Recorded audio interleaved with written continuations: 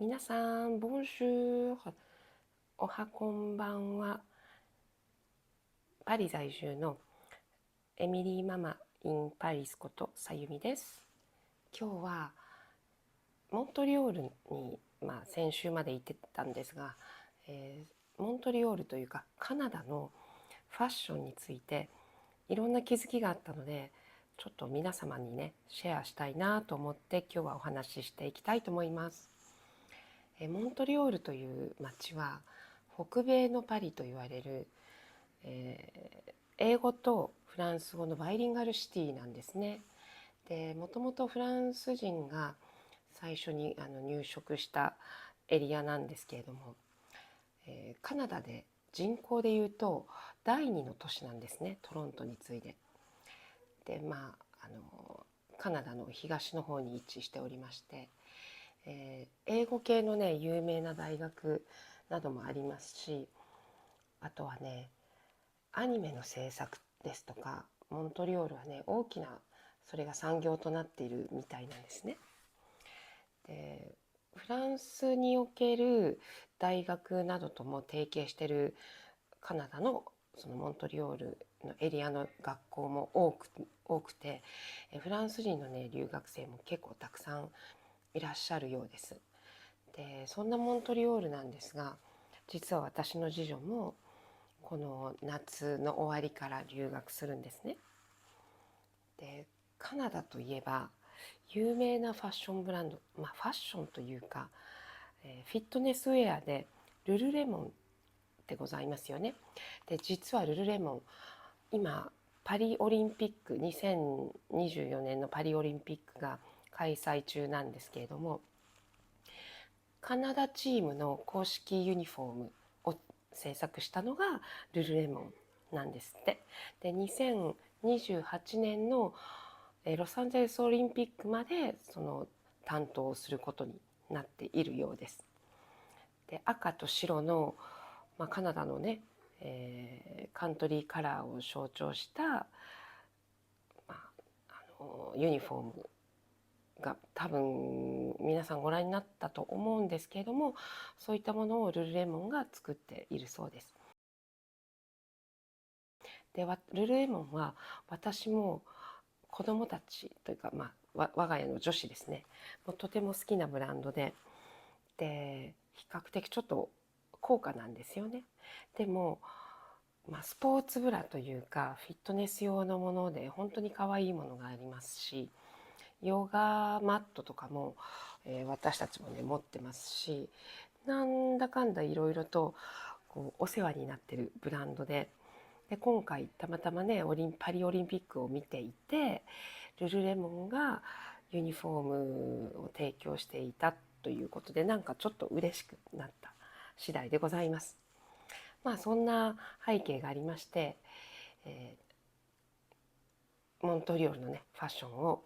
これからちょっと語っていきたいと思います。またちょっとパリオリンピックと通ずるところもあるかもなんですが、 LGBTQ っぽいファッションもちょっと目につきました。というのも、イートンというねファッションモール、ショッピングモールがあるんですけれども、そこのお手洗いは、男女共通でしたね。男でも女でも同じところを使用するというところで、意外に進んでるんだな、意外というか、進んでるんだなというのを感じました。で、モントリオールとかあとロンドンで開催されているというのが、素っ裸で自転車に乗って走るという、イベントがあると。それも、最初もカナダからスタートして、でイギリスに広まったとかっていう話を聞きます。で、そういった感じで言うと多様性に関してはとても幅広く受け入れてる、都市なんじゃないかなという気がしますね。はい、そういうわけで、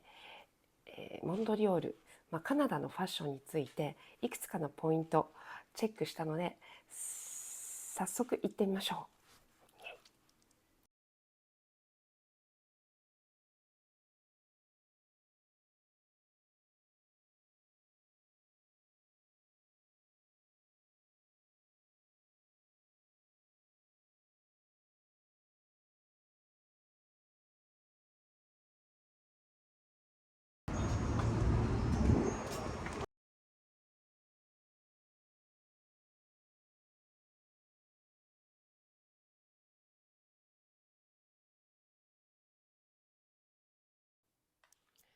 まず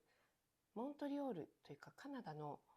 夏の一番の特徴はショートパンツですね。でこれはね、ショートパンツプラスブーツ、ショートパンツプラスサンダルとかいろんなパターンがあるんですけれども、老若男女、男性はちょっとわからないですけども、女性はね圧倒的にショートパンツ多かったですね。はい、ちょっと見てみましょうね。スパッツにブーツ、ショートパンツにブーツ、ちょっと不思議な感じなんですけれども、パリではなかなか見かけないファッションなんですが、そういうのをね、なんだか可愛く着こなしてる方たちがたくさんいましたね。またはショートパンツにサンダルやバレーシューズなんかで軽やかに着こなしてる方もたくさん見受けられました。そして次はね、ちょっと可愛い感じのアイテムを見つけました。例えばそうだな、2つで、10ドルとかっていうちょっとキラキラ可愛いアクセサリーとか、ティーネイジャーの女の子たちが好きそうな、そういった、ね、なんていうのかな、あとちょっと少女チックなファッションも好きな女の子がいるのかなという感じがしましたね。そういったものもちょっと見てくださいね。オリボンやザンクリみたいな可愛いピアス、ネックレスなども豊富でした。はい、そして次のポイントは、夏はね、露出度高めのワンピですとかスカート、ロングスカート、フレアスカートっていうのが、とても目立ちましたね。特にワンピースを着てらっしゃる方はとても多いです。でその方たち体型が大きかろうが小さかろうが細かろうが背が低かろうが高かろうが、皆さんあまりご自分の体型全然気にされてないみたいで、本当に堂々とね自信を持って皆さん着こなしてました。結構それはね、私も感心しましたね。脇からお肉がはみ出てても全然気にしてないんですよ。だからすごいなと思って、私とかね、ちょっと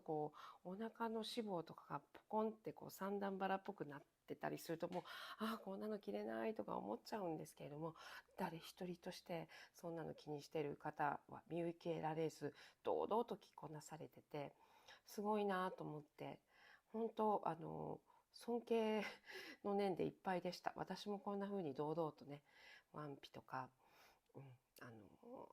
背中とかお腹とか出てるものでも着こなしたいな、着てみたいなと思わせる、なんかとってもポジティブなねファッショントレンドでしたね。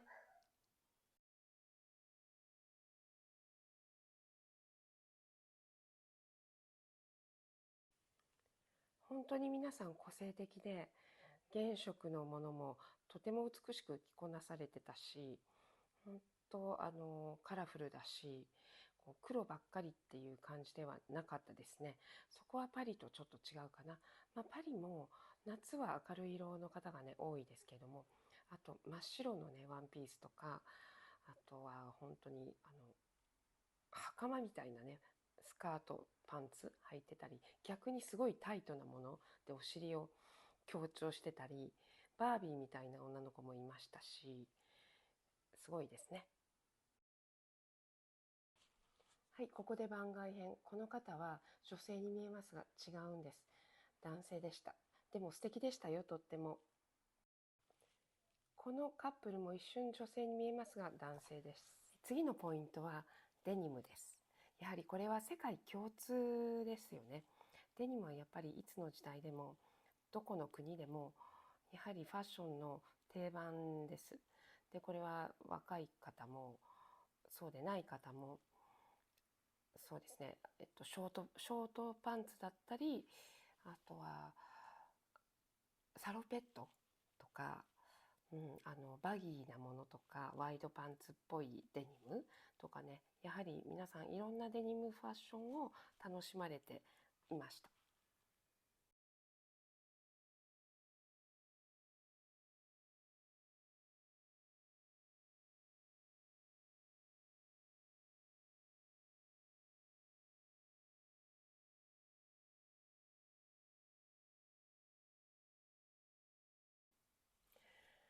そして次のポイントですが、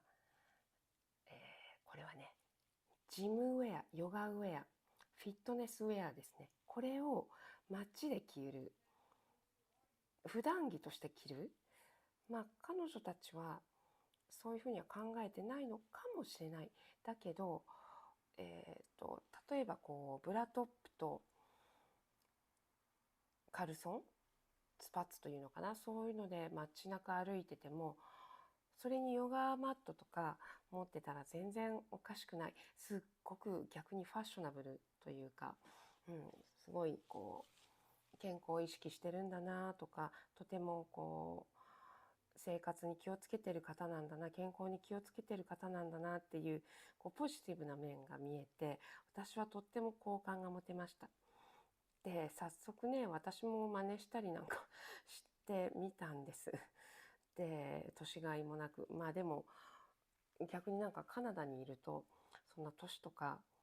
考えないような感じ、で、ちょっとそれは、時々パリでは私気になるんですよ。そういったファッション、スポーツウェアのままどこかに行くっていうのはちょっとさすがに、日本ではほぼしないですが、パリでもちょっと気になるかな。で、ロンドンではその上にコートとか何か羽織物を着てる女の子たちを見ましたね。街によってそれぞれのスポーツウェアの、普段のねお洋服とのコーディネートとか取り入れ方が違うんですけれども、私はそのカナダの特に夏の間はもうそのまんまヨガウェアで行ってそのままヨガ道場でヨガできます。で終わった後もそのまま帰れますみたいな、もう、なんか逆にとってもおしゃれな感じがしたんです。フィットネスウェアに関しては本当におしゃれに取り入れてる、日常に取り入れてるなと思える女の子がたくさんいて、私もね真似したくなりましたね。結構お年の方も普通に着てて、私も真似してキャップかぶったり、子供のお迎えにスパッツで行ったり、そんな感じでした。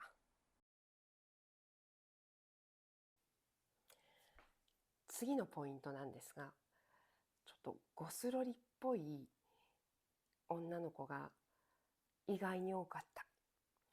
これは日本でも時々まだいらっしゃるでしょうし、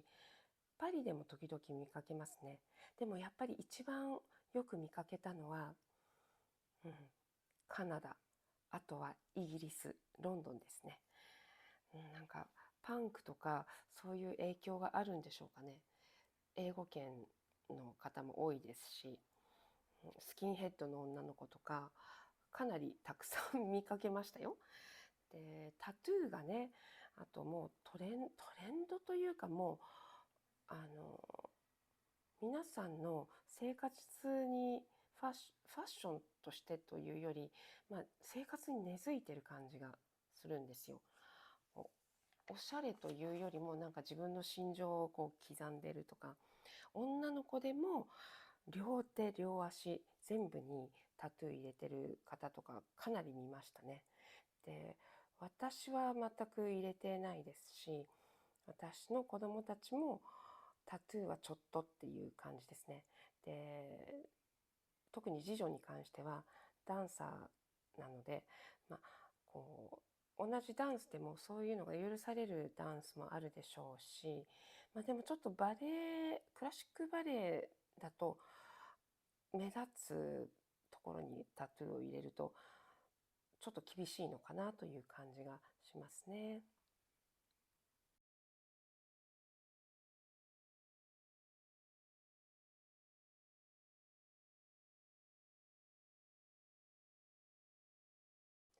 ふと女の子の背中を見ると笑顔を忘れないで。また破れた靴っていうのはトレンドなんでしょうか。それはないと思いますが、これは私の息子の靴、そしてこれは私の次女の靴、どっちも破れてます。ということでフットロッカーで新しいのを買いました。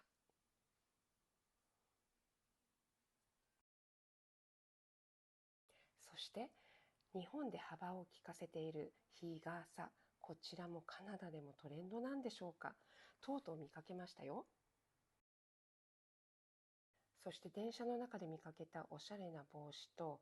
靴のカラーが揃った男性とか、おしゃれな床屋さんとかもねありましたね。次のポイントはプールのファッション。基本はカナダでもビキニです。はい、リゾート番外編。私の友人陽子ちゃん、彼女バハマから帰ってきてモントリオールに立ち寄ってくれました。あとは旧市街の方でビューポートですね、その辺りで視聴者の前で結婚式を終えたばかりの新郎新婦、ブライズメイトたちを拝見したり出くわしたりね。あとそうですね、パンジーというすごいかわいいカフェレストランがそのエリアにあるんですけれども、そこもねなんか素敵だなと思って撮影してるので、そちらもちょっと見てみてくださいね。ちょう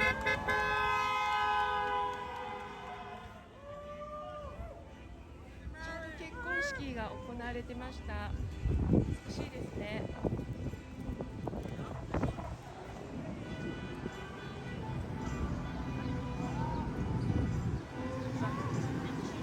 わお、すごいよ、ストレッチリムジン。これはやっぱりさすが北米ならではよね。パリではなかなかこの広い道がないから通れないと思うんだけど。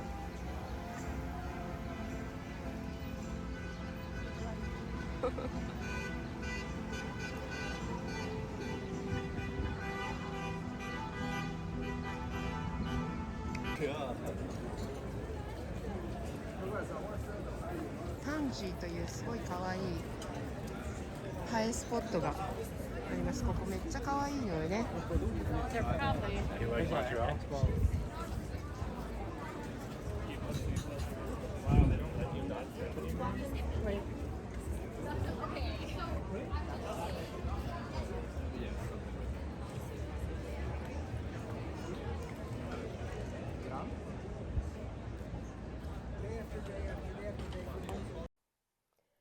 夏のモントリオールではオタクトンというオタクイベント、コスプレのイベントなんでしょうかね。ちょっと日本のアニメとかを模したコスプレをした方たちが集まるイベントがパレデコングレ、パリのパレデコングレじゃないですよ、モントリオールのパレデコングレで行われてたんですね。でそれに出くわして同じ駅でたくさんのねコスプレの方たちを見ましたね。あとは撮影、そのコスプレで撮影されてた方たちもいて、すごくこう日本のアニメというかこう漫画の影響がファッションにいっぱい出てるんだなと思って、すごくね、楽しませていただきましたね。で男性が女性の格好したりっていうか、その方たちは LGBTQ 系の方たちだと思うんですよ。なのでもうなんかそういう性別とか関係なく皆さん本当に好きなファッションを楽しんでいらっしゃいました。本当にね見ていて気持ちいいぐらいなので、これがね私の感じたというかまとめですね。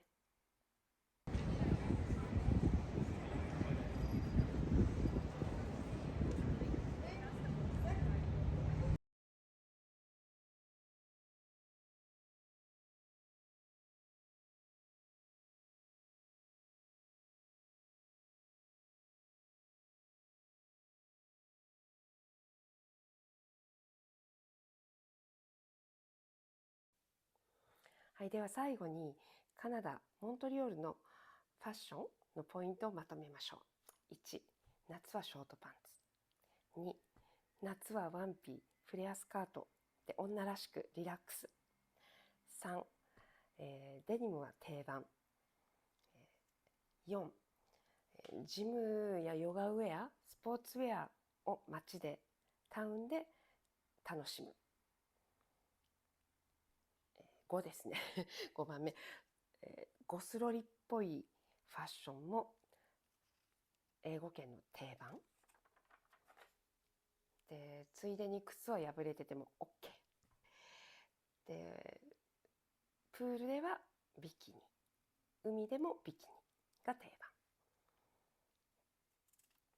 という感じですかね。まあヨーロッパともそんな変わらないのかな。でも私そんなにね、モントリオールの人っておしゃれじゃないのかと思ってたんです、最初。北米のパリとかって言われてるけど本当かななんて思ってましたが、皆さん結構おしゃれでした。すごく感動しましたというか、嬉しいなと思いました。というのもこれからね、私の次女も住みますし、素敵な街だなと思って、こう新しいところと古いところが本当に融合されてて、でもなんかね、こう物事の本質がきちっとある軸の通った都市でとっても魅力的だなと思いました。これからまた時々ね、私もモントリオール行くと思うんですが、その時また新しいトレンドとか発見したらお伝えできればいいなと思います。今回のエミリー・マミズ・イン・パリス、いかがでしたでしょうか。チャンネル登録、いいね、できればよろしくお願いします。それではまた次の動画で。